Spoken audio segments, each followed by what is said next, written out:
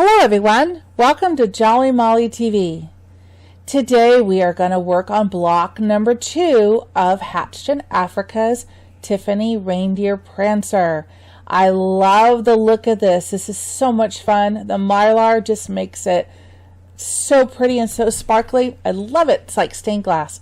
So let's just go to the machine, gather your supplies for the next block. You're going to need your top fabric, your lining fabric, your mylar, if you're choosing to do it with mylar, and your batting. So let's head over to the machine and let's get started stitching. We're at the machine. So now I have my 8x12 hoop and I put another piece of the water-soluble stabilizer in my hoop.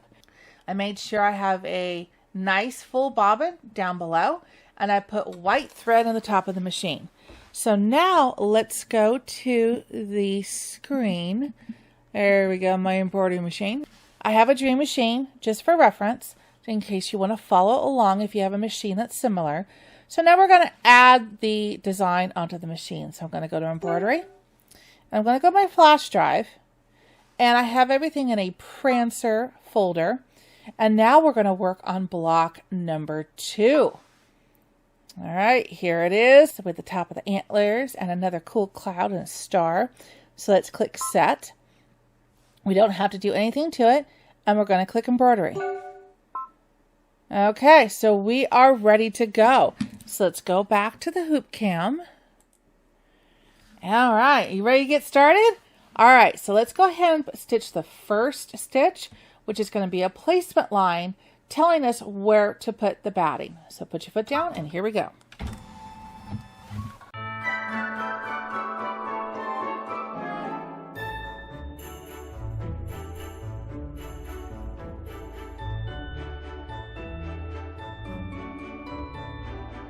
Okay, so now we're going to put the batting down, and we're just going to lay it on top of that stitch line. Make sure that we have good coverage on all sides. All right, because I cut this batting to be 8x12 inches, the same size as the fabric, we have plenty of room all around this on each side. So we are good to go. So white thread still on the top of the machine. Let's put the foot down and let's tack down this batting.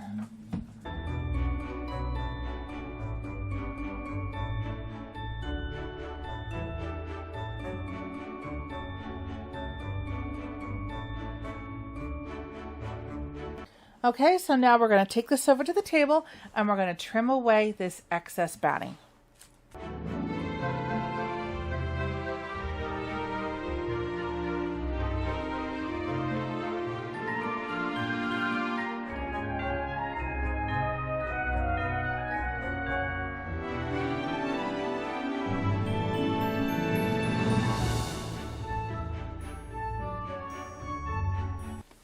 Okay, so now we're going to take our fabric, make sure you've got it right sides up. The way you can tell that is your fusible is going to be on the bottom side. Place that down, and you've got plenty of space. There's the batting. You can feel it underneath. Then you're going to take your mylar, if you're using mylar for this project, and you're also just going to lay it down right on top of the fabric. Okay, and because I cut my mylar basically 8 inches by 11, it fits perfectly side to side, but a little bit short there. But again, the batting's here and here, so we have plenty of room. And that cutting that just 1 inch shorter on the mylar allowed us to get a little bit more out of that mylar sheet. So we'll have enough for the project. Okay, so white thread still on top, and let's use your stylus to hold things down, or tape it if you like. Put the foot down and let's tack down the fabric and the mylar, both at the same time.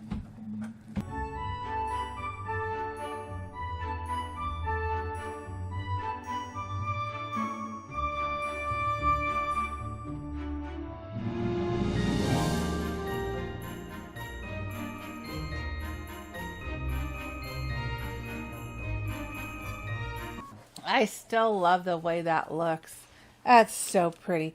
I wish they had fabric like this that had that pink and purple iridescent on it. I would have to buy a whole bolt of that fabric. I would just love it so much. Okay, so we're going to start stitching out the rest of this design. And we have about 13 color changes that we're going to go through. So if you've ever watched my other videos, I will do a fast forward and then I will stop at each color change. We're going to try something a little bit different on this one because we have so many color changes in a row. We're going to fast forward through all of the stitches and the color changes. And as we get to each color change, instead of me stopping the video and explaining and telling which thread that we're on, I am just going to continue the video, but on the bottom of the screen, I'm going to put the color name and the color number on what you need to put in the top of the machine. So as you watch the video, as you see us switch to another color, you will see that color down below at the bottom of the screen, and then you'll continue to see the stitch out. And then we're going to keep doing that for all 13 color changes, and we're going to stop right at the point where we need to remove the mylar and place the lining fabric on the back, okay? So let's enjoy the stitch out. This is the fun part of all of these projects, is seeing the design come to life and seeing the colors and the stitches just start to pop off the block. So enjoy this. Let's start with putting pewter thread at the top of the machine. This is pewter 1177, and again the numbers I'm referencing are in the Tiffany Reindeer Prancer instructions by Hatched in Africa. So you'll have that printout next to you, but then you'll know exactly also which color we're stitching out. Okay, so this is pewter 1177, and let's go. Enjoy this process.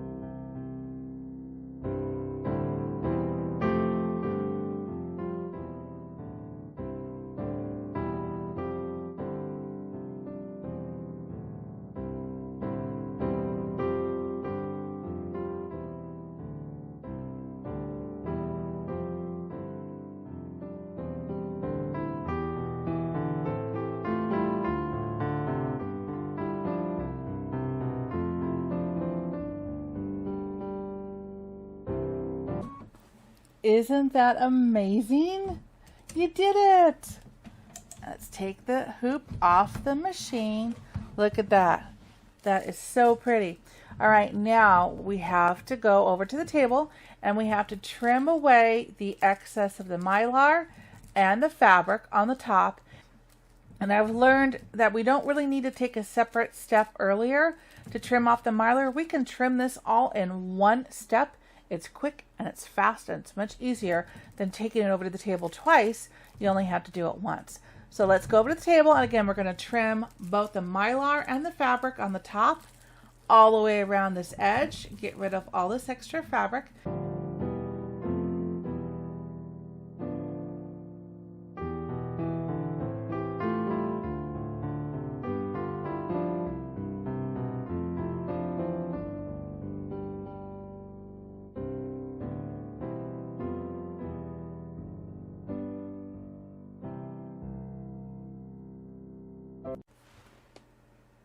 Okay, so now we're ready to put the fabric on the back side. So I'm going to turn this over. Here's my back side. And I'm going to get my backing my lining. Make sure I got the fabric facing up. And I'm going to lay it down, cover the lines on the back. There, we got plenty of room up there. And then we're going to tape it down. I use the Kimberbell paper tape because it doesn't roll up underneath and gunk up your machine. It holds the fabric down nicely and it doesn't roll up, which is huge. And you can also reuse it several times. So let's go ahead. We've got that taped nicely. Now I'm going to flip it over.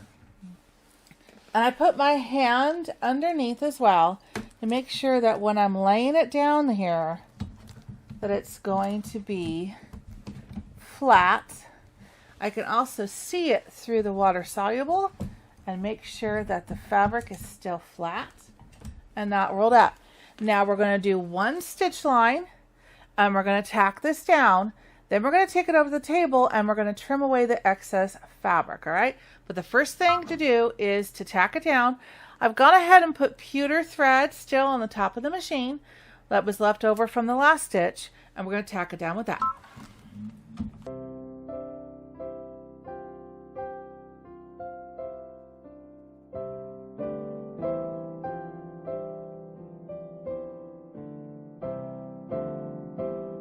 Okay, now I'm going to take the hoop off the machine and I'm going to turn it around and I'm going to check to make sure that that's fine, that the fabric is fine on this back side, which it is. So I'm going to go ahead and take off my tape. Leave it here by the machine. I think I can reuse it one more time. Starting to lose a little stickum, but it's still holding, so I hate to waste supplies, so I can reuse those one more time. Now let's take this over to the table, and we just need to trim away this excess batting, and then we're ready for the next stitch. All right, let's go do that.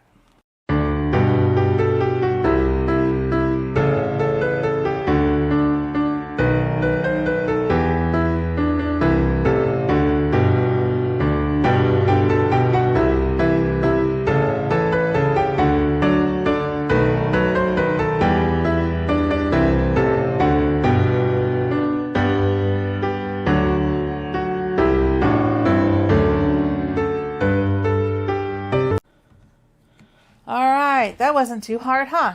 All right, now we're back at the machine, and now I need you to take out your bobbin thread, and I need you to put in a bobbin of the pewter thread.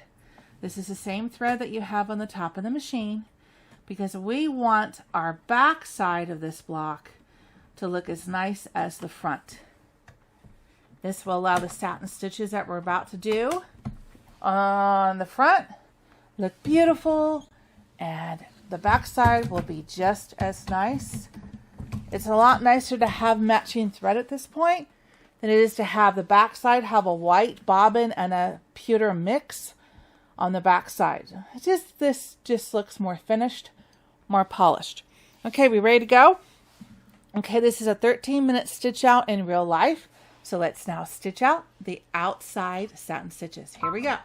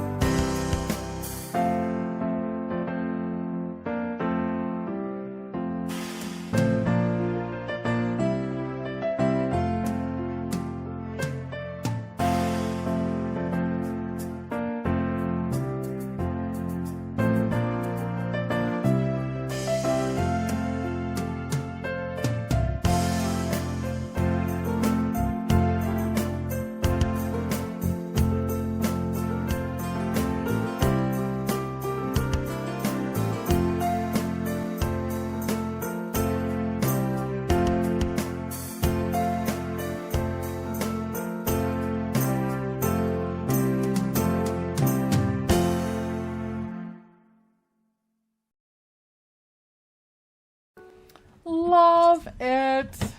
How about that? You did it. Look at that. That is so pretty. Okay, so now let's take the hoop off the machine. Let's go over the table and let's finish up this block. All right, isn't that gorgeous? This project is just getting prettier and prettier as we go along. I am in love with this. This is cool. And I do like it with that mylar on it. But like I said, one of these days, someone needs to make iridescent fabric. That would be amazing. Okay, until then, we're going to take care of this block now. We're going to trim off the excess of the water-soluble stabilizer. And I don't want you to do the water-soluble just yet, as in take off the edges. I want to save that, and we'll do it all at the end, all the blocks at the same time. That way you're only dealing with the process once. I kind of tend to do that. It's like rather than getting out the bowl and the water and do everything after each and every block, I prefer just to wait and do it all at the end. So give it about 1/4 inch around the edges so you don't accidentally nick those satin stitches. Get this going, and then we'll have the excess trimmed away just like that. Throw the rest aside. Isn't that cool? All right, so now that we got that off, now we're going to work on the mylar. And just like we did with the first block, we're going to be taking the mylar out from the sections of the stained glass window pane that are empty. You're not going to touch anything with the clouds. You're just going for these sections that are empty. And all I do is I use my curved scissors and I go in there and I just start the process. I use the blade to do the work to separate it. And you really don't have to like actually cut it. You're just using the blade to help lift it away from the stitches. Sometimes I do have to give it a little snip to get it going. All right, so that way it just kind of slides right through. Then once I do 2 sides, I tend to have a better grip and can tear it a little bit easier. If I only cut one side and I try to tear all of it, it'll come off in pieces, which is okay, but it's a little bit harder to deal with. Now this has a lot of static electricity. It's going to want to stick to you. So what I do is I put it down and I use my scissors just to give it leverage so I pull my hand away. All right. So again, just go in with the blade, do that little cut, and then again, don't actually cut, but let the blade help rip that mylar for you on 2 edges. And then you can easily go in on the other 2, take it off, tack it down with the scissors, stay. And we'll continue on. And that's what we're going to be doing with these open sections, okay? So let's fast forward through this, and I'll meet you here when it's all done.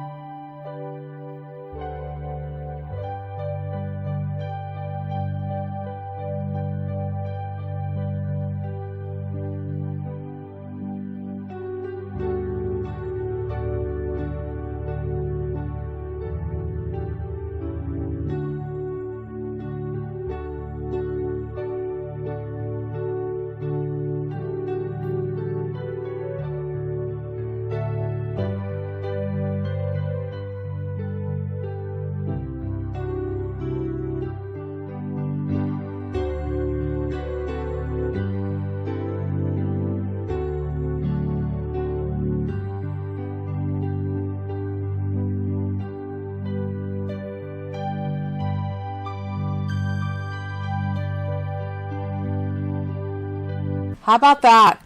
Isn't that amazing? Look at the colors pop. That comes across in the camera. Look at that. And the glisten and the sparkle.